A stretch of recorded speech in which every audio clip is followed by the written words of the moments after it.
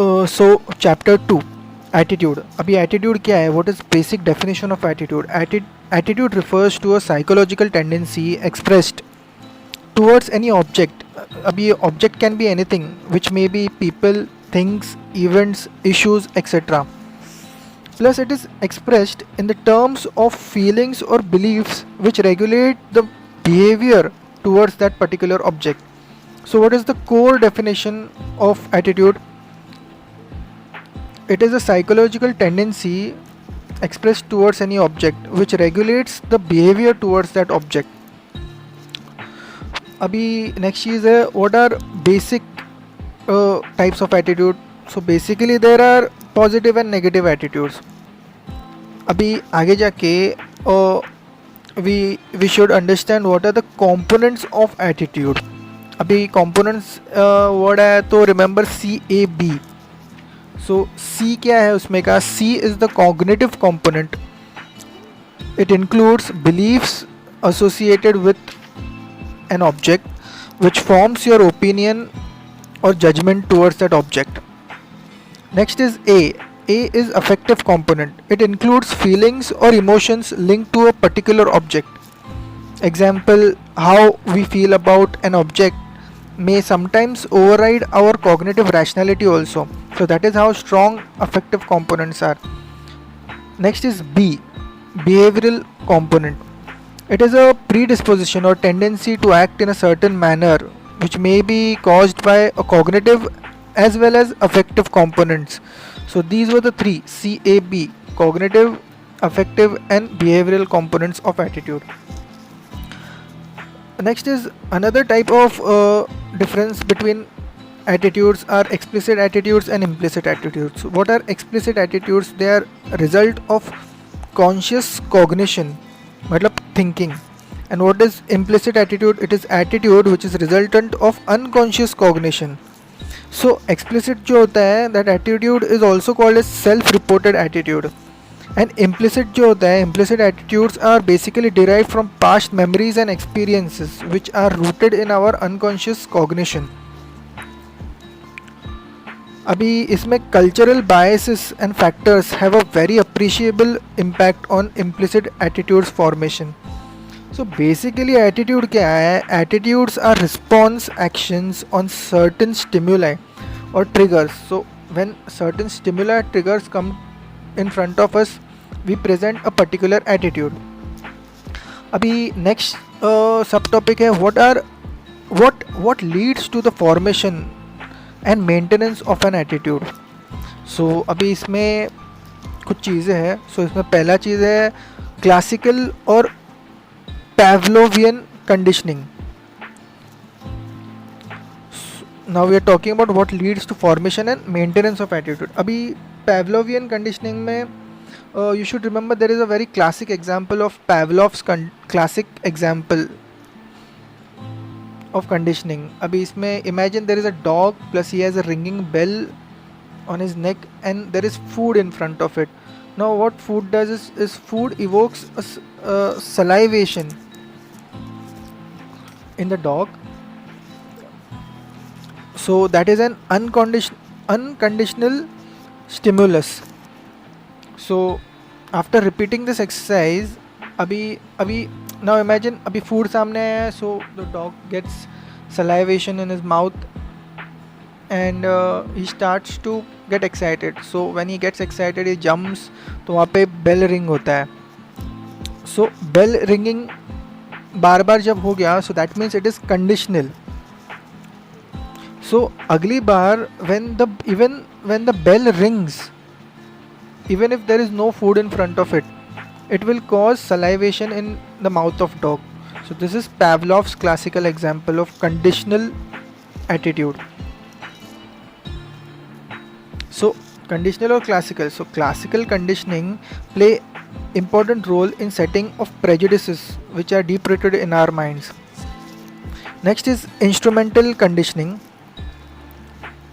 Instrumental conditioning में क्या है? According to this behavior or according to various behaviors which follow a positive outcome, they tend to be strengthened and those that are followed by negative outcome, they are suppressed. Example क्या है, if you are appreciated you will do twice the work. So जो positive होता है वो strengthen करता है attitude को. That is instrumental conditioning. Next is observational learning. अभी ऑब्जर्वेशनल लर्निंग में क्या है, it is a phenomenon by which a person acquires new form of behaviour through simply observing the rewards and punishments that others get. मतलब खुद पे नहीं, that others get. By that observation he is learning and that is developing his attitude. Next is genetic factors. Genetic factors means समझो एक example है, गट level पे एक inclination आता है, इंस्टिंक्टिव इंक्लिनेशन. एग्जाम्पल क्या है, कुछ वर्ड्स होते हैं related to foods that create a certain kind of attitude towards it. अभी समझो कोई वेजिटेरियन है, उसके सामने नॉनवेज की चीज़ें या फिर वर्ड्स भी बोल दिए, so it creates a particular attitude inside him. So that is causing, it is coming through genetic factors. अभी ये हो गया what leads to formation and maintenance of attitude. अभी नेक्स्ट सब टॉपिक है डायनामिक प्रॉपर्टीज़ ऑफ एटीट्यूड. अभी dynamic properties में क्या क्या आता है, एटीट्यूड स्ट्रेंथ. सो जो स्ट्रॉन्ग एंड सेंट्रल एटीट्यूड होता है, they are related to very personal and important values. जिनकी बहुत पर्सनल वैल्यूज़ इंपॉर्टेंट होती है, वो जो पर्सनल वैल्यूज़ होते हैं they strengthen your attitude. They provide an internal strength to the person. Next is attitude accessibility. मतलब क्या, ease with which attitudes can be retrieved from the memory. Next is attitude ambivalence. मतलब क्या, evaluation of an object not always in positive और negative but in a mixed form. Example, अभी let's say we are talking about arrange marriage. So ambivalent attitude towards arrange marriage क्या बोलेगा, arrange marriage on one side can lead to very obedient life, और थोड़ा बहुत मतलब कुछ किसी को फ्रीडम ज़्यादा पसंद है तो he might not like it. On the other hand दूसरी साइड है, एक अलग तरीके का सपोर्ट सिस्टम भी मिलता है जो फैमिली होती है, so etcetera. So there are positive as well as negative. So ये एम्बिवेलेंट एटीट्यूड है टुवर्ड्स एनी ऑब्जेक्ट. अभी एक आइडियोलॉजी जो होती है, any ideology, an ideology is a collection of ideas. Example government में देख लेना कि there are various forms of government in various countries. उनकी खुद की आइडियोलॉजी है, जैसे कि थियोक्रेटिक, डेमोक्रेटिक, मोनार्कियल एक्सेट्रा. ये उधर उधर की आइडियोलॉजी है. So they are basically collection of ideas.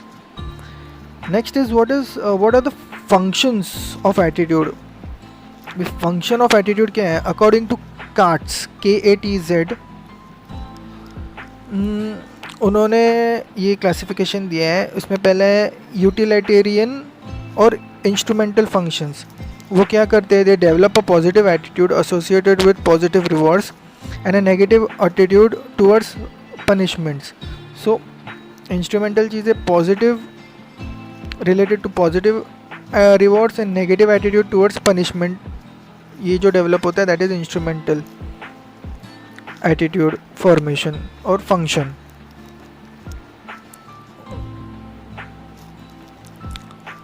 सो अभी नेक्स्ट है नॉलेज फंक्शन. नॉलेज फंक्शन क्या है, it gives an organised view of the world और a cognitive perspective to interpret the social information. So इसमें से जो नॉलेज आता है that function leads to formation of attitude. Next is ego defensive function. इसमें क्या है, to cope with emotional conflicts and protect one self personal self esteem. So इसमें खुद के अंदर जो कॉन्फ्लिक्ट चल रहा है and to save your self esteem you develop certain attitudes. Value expressive function, what is that. Value expressive मतलब what we stand for. Is scene from our attitude. Okay, ये फंक्शन है उस एटीट्यूड का, मतलब वो झलक जाता है हमारे एटीट्यूड से, what we stand for. Next is social identity function. इसमें इम्पॉर्टेंट है सोशल आइडेंटिटी गोल्स, जैसे कि नेशनल गोल्स. उसमें क्या है, respecting the national flag, respecting the national anthem. So this all form the social identity functions which leads to a particular attitude. Next subtopic is influences on attitude. अभी इसमें first चीज़ है true versus expressed attitude. True versus expressed मतलब क्या, a measured or expressed attitude may not be person's true attitude, specially dealing with sensitive issues जब आते हैं. सो हम लोग उससे समझ में नहीं आ पाएगा कि is actually it is his true attitude और इज नॉट. अभी नेक्स्ट क्लासिफिकेशन है कि उसमें कि वन इंस्टेंस वर्सेस एग्रीगेट. अभी इसमें बेसिक क्या है, the effect of attitude becomes more apparent when we look at person's aggregate or average behavior rather than one individual act. So aggregate behavior, it is more correct picture of his attitude.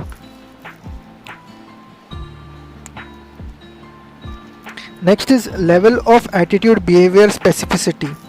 अभी specific object की तरफ एक person का कैसा attitude है, मतलब समझो अगर एक पर्सन बोलेगा would you like to come for food और अदर पर्सन बोलेगा would you like to eat Chinese food, मतलब उसका एक पर्टिकुलर एटीट्यूड सेट है एक फूड के बारे में. सो these all factors lead influence the attitude. इसमें और एक चीज़ है कि सेल्फ अवेयरनेस जो होता है, it also influences the attitude. मतलब how far the individual is aware about his own attitude that he or she holds. It influences the individual's behavior, जो self awareness है उसका. अभी attitude की जो strength है ना, it is formed by direct experience. जिनको डायरेक्ट एक्सपीरियंस हुआ है या जिनका पर्सनल इन्वॉल्वमेंट है ना, सो उनका एटीट्यूड बहुत स्ट्रॉन्गर रहेगा किसी भी चीज़ के बारे में. और उनका एटीट्यूड एक्सेसिबिलिटी जो है ना, मतलब ease with which the attitudes can be retrieve from the memory, that will be faster. So अगर मोर एक्सेसिबल है attitude, therefore more automatic and spontaneous our behaviour becomes. So ये सारे अलग अलग फैक्टर्स है जिसकी वजह से हमारा एटीट्यूड ग्रो होता है, डेवलप होता है, मैनिपुलेट होता है, चेंज होता है, या फिर हमारा बिहेवियर उसके वजह से कैसा उसमें से रिफ्लेक्ट करता है हमारा behaviour. This all plays an important role in that. अभी नेक्स्ट सब टॉपिक है कॉग्निटिव डिसोनेंस. इसमें क्या है, it is a mental discomfort experienced by an individual who holds और परफॉर्म एन एक्शन और performs an action having two or more contradictory beliefs, ideas, values at the same time. So जिसको एक dual mindset है ना, so इसको ये issue होता है. This is called as inconsistency, which is also called as dissonance. Next is, let's talk about social influence on attitude. अभी social influence का एक study किया था by Baumeister and Bushman in 2010, BAUMEISTER and BUSHMAN. अभी वो लोग ने दो चीज़ें बताई थी, normative influence and informational influence. उसमें क्या है, नॉर्मेटिव इन्फ्लुएंस में क्या है कि the humans have a fundamental need to belong to a social group, thus increasing their chances of survival. So therefore, by agreement of social norms, there will be higher level of acceptance among the people for your opinions, and therefore your survival possibility will be more. अभी इसमें एक supplementary study was done by ASCH। उसने क्या study किया था, classical study किया था in 1955। This was related to this, it is related to normative influence. So he concluded that people would rather make wrong decisions than suffer the social rejection. So ये है normative influence, that people would rather make wrong decisions than to suffer social rejection. अभी इसमें दूसरा part भी है कि informational influence क्या होता है, से we go along with the crowd because we think that the crowd knows more than we do. अभी इसमें दो टाइप है, ambiguous situation and crisis situation. ambiguous situation में how does informational influence work? ambiguous situation में it is like when people do not know what to do, and in crisis situation it is like when people do not have time to think about what to do. ये दो चीज़ें हैं. Next let's talk about principles of social influence. अभी इसमें क्या क्या आता है, इसमें आता है रेसिप्रोसिटी, मतलब क्या, people give back what others have given to them. Next is consistency. इसमें क्या है, this principle says it is based on the desire from people to be consistent with their previous actions, opinions and assertions. Next is social proof. इसमें क्या है, people often decide what to do looking at what others are doing, so उनको social proof मिल जाए. Next is liking मतलब क्या, principle that people are more easily influenced by those who are likeable. अभी इसमें likeable बनने के लिए factors क्या क्या होता है, फिजिकल अट्रैक्टिवनेस होता है, सिमिलैरिटी ऑफ थॉट्स होता है, प्रेज जब आता है, या फिर अगर आप किसी के कांटेक्ट में है या फिर you are in association with him, so that all makes that person likable.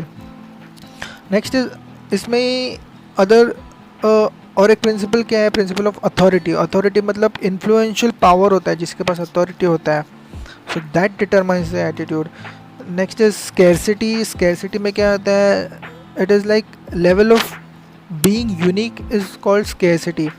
अभी इसको इस तरह से समझे एग्जाम्पल लेके कि लिमिटेड एडिशन जो चीज़ें होते हैं, या फिर समझो लास्ट वीक ऑफ सेल है, ये एकदम स्केर्स चीज़ें हैं, so they create an immediate effect. Okay, so that causes attitude change. अभी नेक्स्ट सब टॉपिक है social norms. What are they? They are group held beliefs about how members should behave in a given context. ये social norms. Society ने decide किया how society should behave. Next is subtopic is persuasion. It is an attempt to change the person's attitude towards a particular thing. अभी इसमें एक example है, a study was done by Carl Carl Hovland HOVLAND about how films raise the morale of soldiers. So they create persuasion. तो persuasion में 3 factors है, who says what to whom.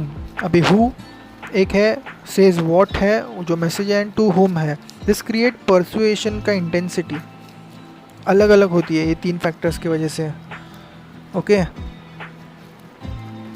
Next is the important criteria that determines the effectiveness of persuasion are the credibility and likability of a person. अभी credibility क्या है? Credibility is he or she is seen as an expert in the field and can be trusted very well. और likeability क्या है? As we have discuss, he or she is very likeable because of similar thinking and attractiveness etcetera. अभी what are the ways to resist persuasion? अभी इसमें first चीज़ है attitude inoculation, मतलब immunity. मतलब क्या, people having counter arguments related to a topic are more resilient to persuasion of anybody. दूसरी चीज़ है बीइंग फोरवॉर्न्ड, मतलब क्या, वार्निंग दे देना, मतलब being warned can save the person from being persuaded. Next is boomerang effect. अभी बूमरैंग इफेक्ट क्या है? It creates an anti conformity effect. मतलब क्या है, एक मार्केटिंग का एग्जांपल ले ले. If someone tries to make a strong attempt to change than attitude of a prospect to sell something, the prospect will counter it with equally strong response. तो ये उल्टा बूमरैंग कर देगा, उल्टा इफेक्ट कर देगा. और एक चीज़ है स्टॉक पाइलिंग. स्टॉक पाइल मतलब क्या, person with a very strong physical, cognitive and social resources जिसके पास है, he is more likely to resist any persuasion. Now next subtopic is office politics. अभी एक क्वेश्चन है, is politics inherently dirty?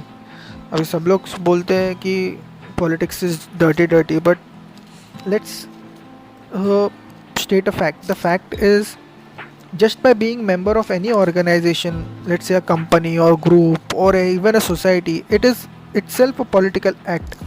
And one always influences his co-workers along with the company and organization all the time, either voluntarily or involuntarily. So अभी एक चीज़ है कि in public administration people will respect administration only when it will respond to the aspirations of people. So इस हिसाब से public administration की तरफ पीपल का एटीट्यूड डेवलप होगा. Only when the public administration responds to the aspiration of people, the people will have positive attitude towards public administration. अभी let's talk about next subtopic is what are personal how personal ethics produce effective leaders. अभी इसको समझने के लिए let's take an example. In the book ethics and leadership which is written by William Hitt HITT lists requirement of leaders to influence the ethical conduct of the company. अभी इसमें to influence there are various factors. मतलब basic understanding of ethics जो leader की है वो, how does the leader serve as a role model in making ethical decisions, then plan of action for promoting ethical conduct in the company, in the staff, etc.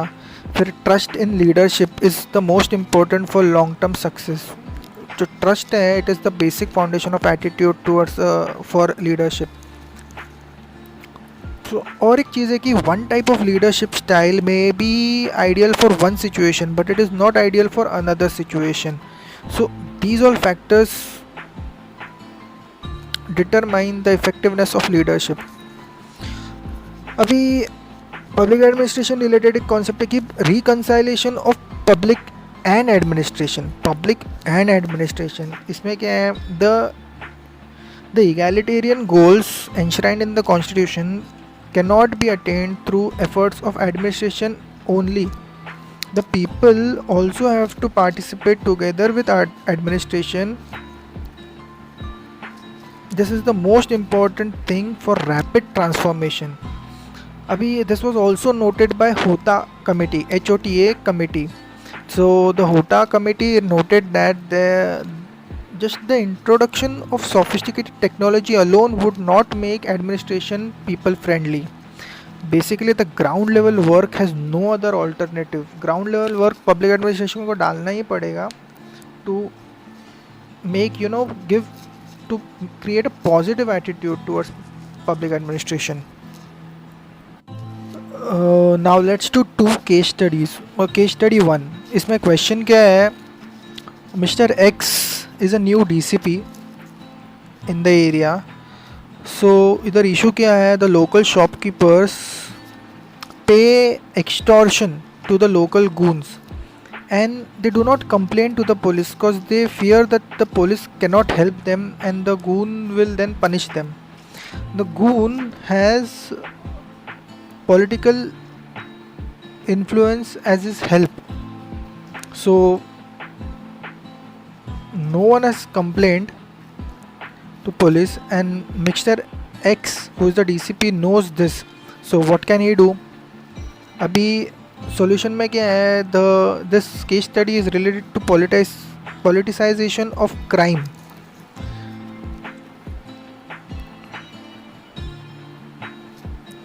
And it is related to what issue that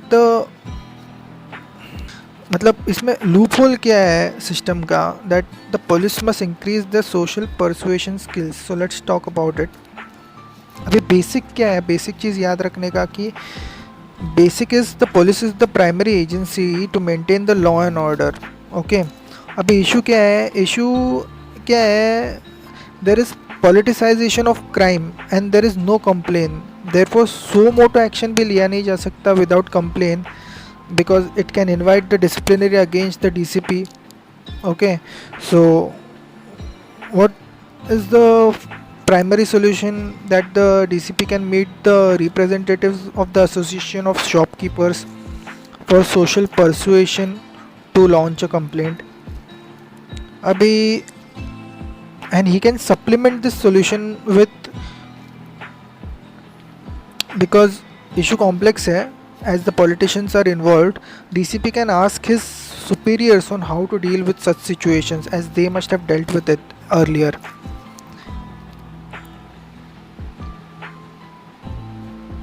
Abhi, let's consider what if the talks fail to pursue the shopkeeper to register the complaint.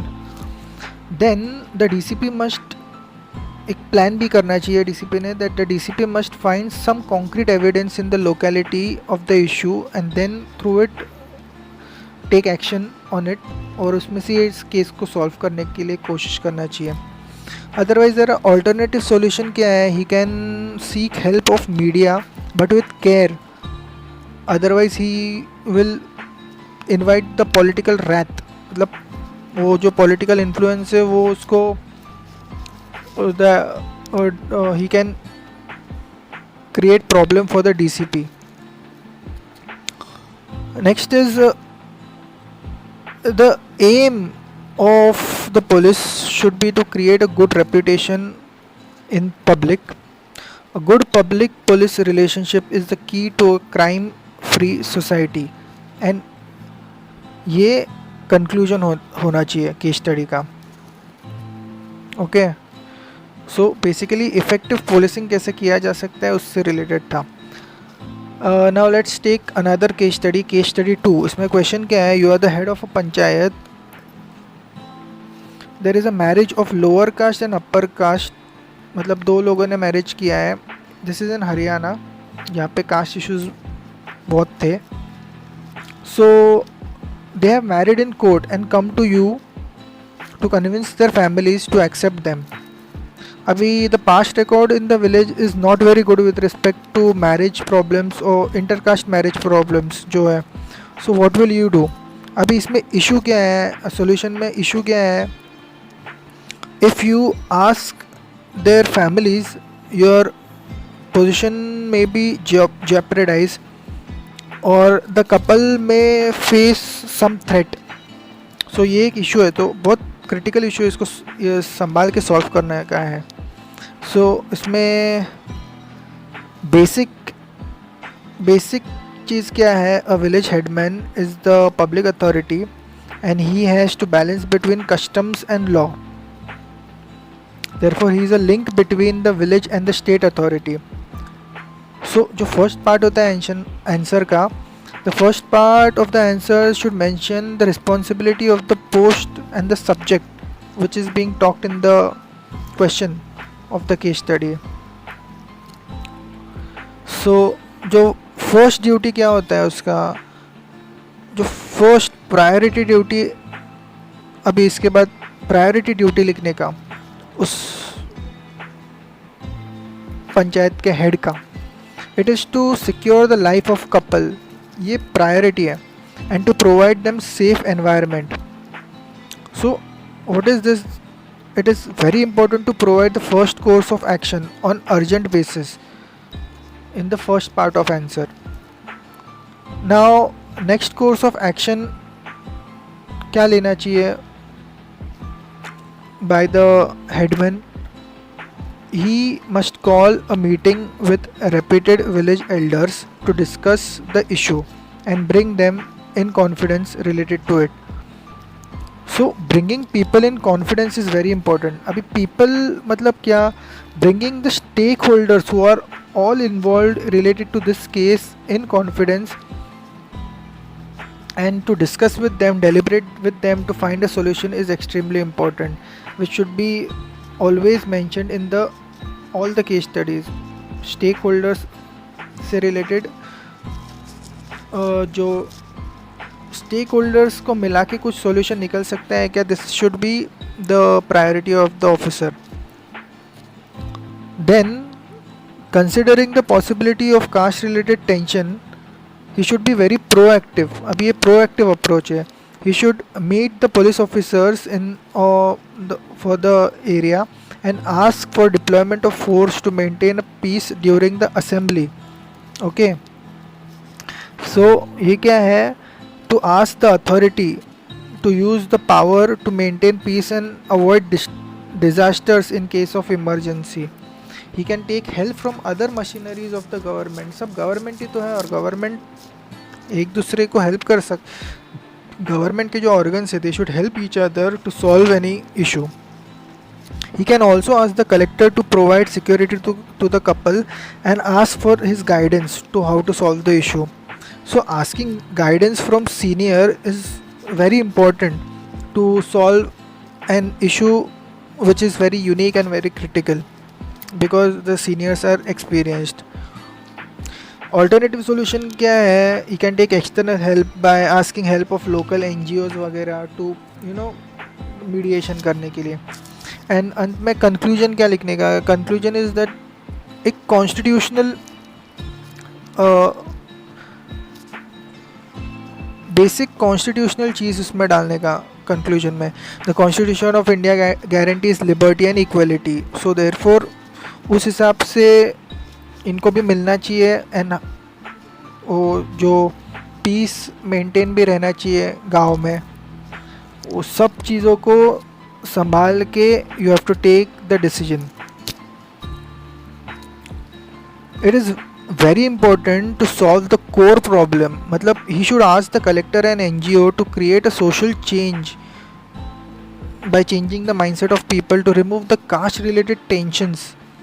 By addressing the core problems, he will eradicate many other problems which may come in future.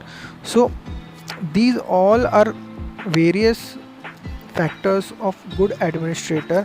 और इस case study में जो बताया गया है, it should, they are the basic fundamentals which should be included in each and every case study.